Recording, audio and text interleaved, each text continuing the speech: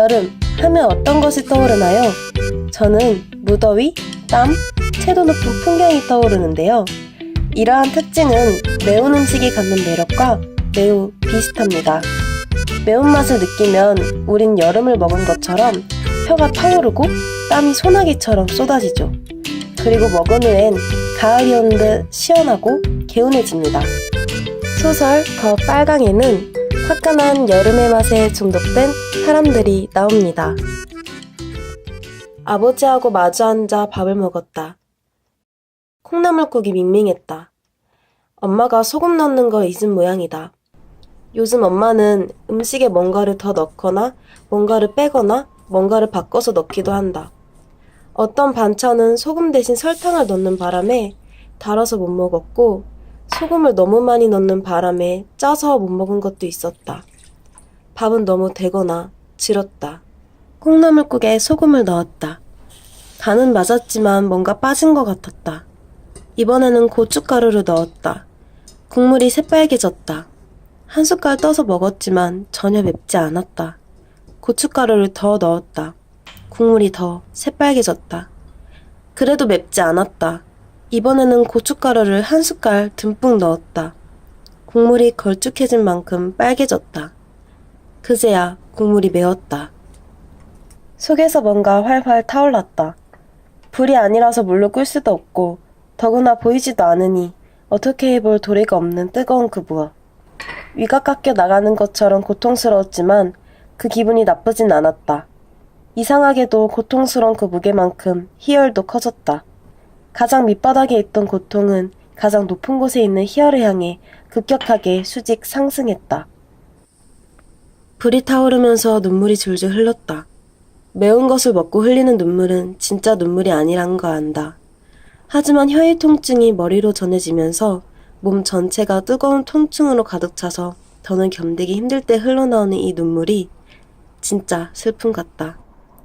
처음에는 혀가 아팠다가 나중에는 온몸이 아팠다가 결국에는 마음이 아팠다. 온몸의 아픔이란 아픔은 죄다 흩어낸 눈물이 줄줄 흐르고 나서야 이상하게 몸이 개운해졌다. 몸이 가벼워지면서 속도 후련해졌다. 마치 몸속에 있던 나쁜 불순물들이 쏙 빠져나가고 순도 100%의 알맹이만 남은 기분이었다. 소설 더 빨강은 모든 장면과 감정이 빨간색처럼 선명합니다. 솔직하고 과감한 고등학생 길동이의 시점으로 서술되기 때문인데요.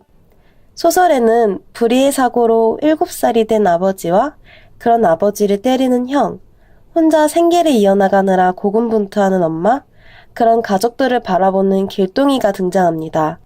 한 치 앞도 보이지 않는 막막한 현실에도 길동이는 기죽지 않습니다.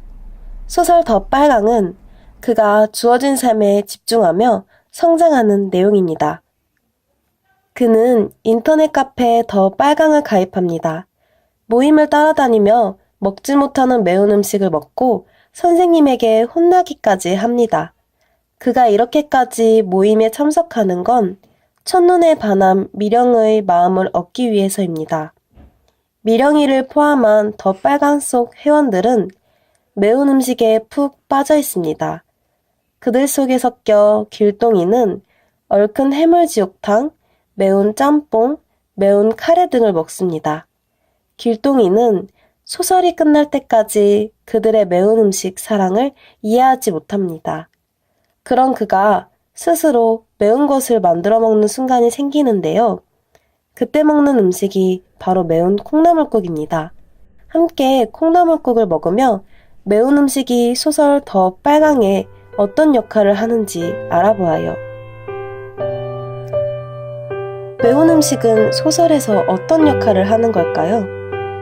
고통은 더 큰 고통으로 잊어야 한다. 소설 더 빨강에서 길동이가 한 말입니다. 매운 음식은 그들의 아픔을 대변하고 잊게 만드는 역할입니다. 더 빨강 회원들은 다양한 이유로 매운 음식을 사랑합니다. 그 이유의 공통점은 모두 자신이 처한 상황에서 도망치고 싶어 한다는 것입니다. 마파두부는 아버지의 폭력에서, 고추 좋아하는 볼 때마다 돈 타령을 하는 어머니에게서 미령은 어린 시절에 당한 유괴로 자신을 지나치게 보호하는 어머니에게서 도망치고 싶어 합니다. 일상에서 받은 상처가 클수록 그들은 더 강력한 매운맛을 원합니다.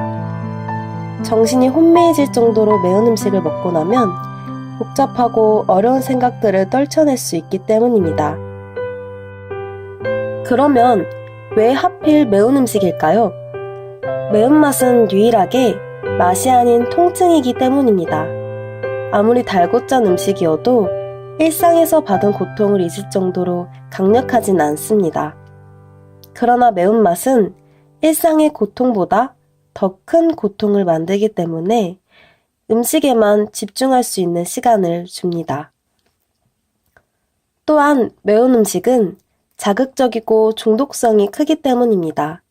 길동이는 매운맛을 즐기기 전까지는 잘못된 방법으로 스트레스를 해소했습니다. 야한 동영상에 지나치게 집착해서 일상생활에 지장을 끼칠 정도였죠. 아무리 야한 걸 봐도 풀리지 않는 욕망에 괴로워하던 길동은 매운 음식을 먹게 됩니다. 정신이 혼미해질 정도로 자극적인 음식을 먹고 땀을 빼니 야한 동영상이 더는 떠오르지 않게 됩니다. 야한 동영상을 대체할 수 있을 음식은 매운 음식뿐입니다. 마지막으로 매운 음식은 빨강을 상징하는 음식이기 때문입니다. 매운맛을 내는 대부분의 음식은 빨갛습니다. 그래서 우리는 빨간 음식을 볼 때 매운 음식이라고 인식하죠. 작가는 매운 음식을 통해 소설을 읽었을 때 빨간색을 떠올리길 바란 것입니다. 소설 더 빨강은 무더위에 무거운 짐을 지고 땀 흘리는 분들께 추천합니다. 여러 가지 고민이 꼬리에 꼬리를 물 때 이 책을 읽길 바랍니다.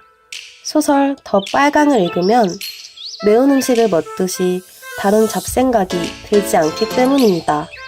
또한 읽으면 읽을수록 매워지다가 책을 다 읽고 나면 짊어지고 있던 고민이 해소된 것처럼 개운해지기 때문이죠. 오늘 매운 음식을 먹으며 소설 더 빨강을 음미해보아요.